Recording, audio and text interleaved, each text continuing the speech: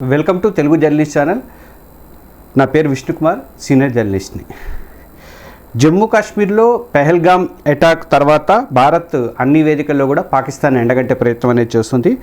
పాకిస్తాన్ మీద ఆపరేషన్ సింధూర్ చేసింది, తర్వాత ఉగ్రవాద శిబిరాలు ధ్వంసం చేయటం, పాక్ ఎయిర్ బేస్లు ధ్వంసం చేయటం, ఇవన్నీ అయిపోయిన తర్వాత వివిధ దేశాలకు మన ప్రజలను పంపి అక్కడ మన వాణిని వినిపించడానికి ప్రయత్నం అయితే చేసింది. ఇప్పుడు లేటెస్ట్గా చైనాలో జరిగినటువంటి షాంఘై కోఆపరేషన్ అంటే చైనా షాంఘై సహకార సంస్థ SCO, అందులో రక్షణ మంత్రుల సమావేశంలో కూడా మన defence minister Rajnath Singh China కన్ను అక్కడ పాకిస్తాన్కి రెండింటికి గట్టి వార్నింగ్ అనేది ఇచ్చారు. చైనా పాలకులకు వాళ్ళిద్దరు కూడా వార్నింగ్ ఇచ్చారు. భారత్ వైఖరిని చూసి చైనా, పాకిస్తానే కాదు మిగతా దేశాలు కూడా షాక్ అయినాయి. పైగా SCO జాయింట్ స్టేట్మెంట్ మీద కూడా సంతకం చేయడానికి రాజ్నాథ్ సింగ్ నిరాకరించారు, రిజెక్ట్ చేసి పారేశారు. దాంతో ఆ జాయింట్ స్టేట్మెంట్ని చైనా మడిచి జేబులో పెట్టుకుంది. అంతకు ముందు 2 రోజుల ముందు NSA అజిత్ దోవల్ కూడా సేమ్ ఇదే స్టాండర్డ్, ఇదిని డబుల్ స్టాండర్డ్ మీకు పనికిరాదని చెప్పి ఆయన కూడా గట్టిగానే మాట్లాడారు. చైనాలో ఏం జరిగింది అన్నది నేను ఈ వీడియోలో వివరిస్తాను.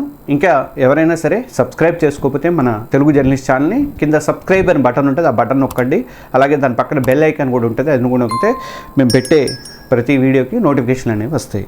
ఇక చైనాలోని కింగ్డావ్ అనే సిటీలో ఈ SCO రక్షణ మంత్రుల సమావేశం అనేది జరిగింది. ఇందులో ఈ సమావేశంలో భారత్ తరపున రాజ్నాథ్ సింగ్, తర్వాత పాకిస్తాన్ తరపున ఆయన ఉన్నాడు కదా ఖ్వాజా ఆసిఫ్, ఆయన, తర్వాత చైనా, రష్యా, ఇలా అన్ని దేశాల రక్షణ మంత్రులు కూడా పాల్గొన్నారు.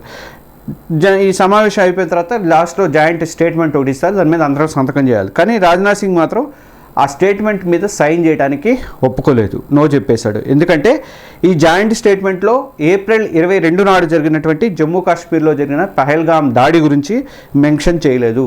ఆ ఉగ్రవాద దాడిని ఖండించడం కానీ అలాంటిది ఏమీ కూడా అక్కడ చైనా చేయలేదు. ప్లస్ తెలుసు అక్కడ 26 మంది చనిపోయారు కూడా కదా. తర్వాత ఈ దాడి చేసింది కూడా రెసిస్టెన్స్ ఫ్రంట్ అని, TRF ది రెసిస్టెన్స్ ఫ్రంట్ అని చెప్పేసి గ్రూప్ చేసింది. ఇది ఐక్యరాజ్య సమితి నిషేధించినటువంటి లష్కరే తోయిబాకి సంబంధించినటువంటి పప్పెట్ గ్రూప్, అది అందరికీ తెలిసిన విషయమే.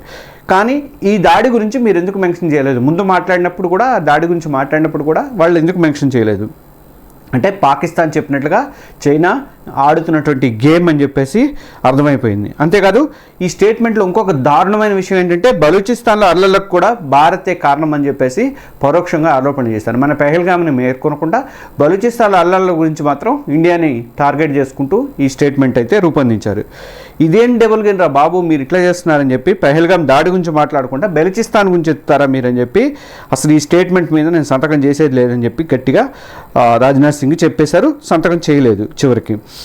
ఈ స్టేట్మెంట్ చూసిన తర్వాత ఇలాంటి స్టేట్మెంట్ మీద కనుక భారత్ సంతకం చేస్తే ఉగ్రవాద వ్యతిరేక ధోరణి అనేది వీక్ అయిపోతుంది అని క్లియర్గా చెప్పేశాడు. తర్వాత ఎలాంటి జాయింట్ స్టేట్మెంట్ కూడా చైనా నుంచి రిలీజ్ అనేది కాలేదుగా. రాజ్నాథ్ సింగ్ అంతకుముందు గట్టిగానే మన సౌండ్ అనేది గట్టిగానే వినిపించారు. తన స్పీచ్లో ఉగ్రవాదం మీద మాట్లాడాడు.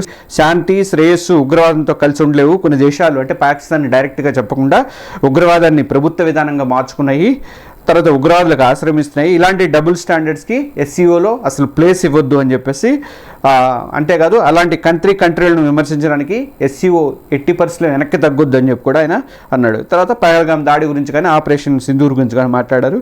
ఉగ్రవాదం నుంచి మమ్మల్ని మేము కాపాడుకోవడానికి హక్కు అనేది మాకుంది. ఉగ్రవాద శిబిరాలను ధ్వంసం చేస్తాము, ఎప్పటికైనా సేఫ్ కాదు, వాటిని టార్గెట్ చేసేందుకు ఏమాత్రం కూడా మేము వెనక్కి తగ్గేది అని చెప్పేసి స్ట్రాంగ్గా మాట్లాడారు. అయితే చైనా పాక్ డబుల్ గేమ్ మీదే అక్కడ SCO సమావేశంలో మన వాళ్ళు ఫోకస్ అనేది చేశారు.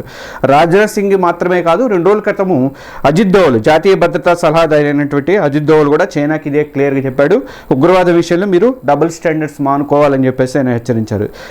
నిజానికి చైనా అండతోనే పాకిస్తాన్ రెచ్చిపోతుందని అందరికీ తెలుసు. మనకి UNలో అంతర్జాతీయ ఉగ్రవాదాలను టార్గెట్ చేసినప్పుడల్లా పాకిస్తాన్ వీటో పవర్ వాడుకుంటూ అడ్డుపడుతుంది.